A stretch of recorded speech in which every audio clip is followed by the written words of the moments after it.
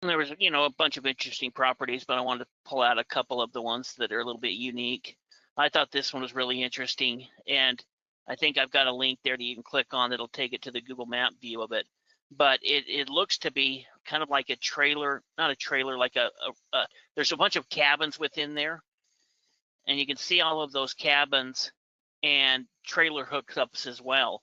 So, and you can see the big sign out in front, or at least the sign that they had. So I think it was some type of, campground, cabin type business. I guess it's Lizzie's Campground.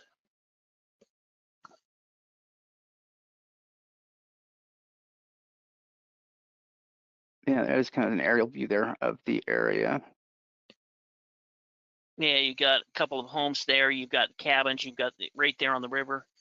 And so as far as kind of a potential commercial property, it would even be smart to look and see, maybe adding additional units to it. But it looks like a pretty nice location where you've got you could start building some residual income off of renting off the cabins and some of the trailer hookups. It's a pretty big chunk. Let's see how the whole piece of property.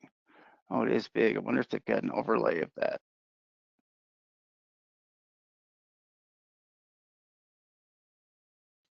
From the, here, let me click on this.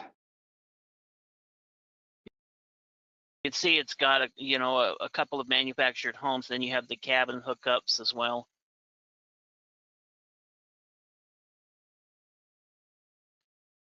So it's got all that frontage. So these are all trailer homes right now that are renting on the property, basically, right? Yeah, but they're not. I think they're just travel trailers.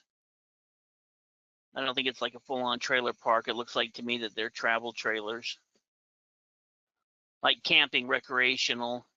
Yeah, maybe they have nice. some long-term tenants there. Yeah, that's not bad though.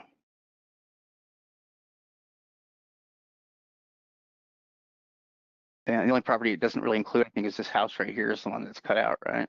Yeah, just that one. But all of the manufacturers' homes back there at near the rear are included. And I think, it sold for less than $100,000.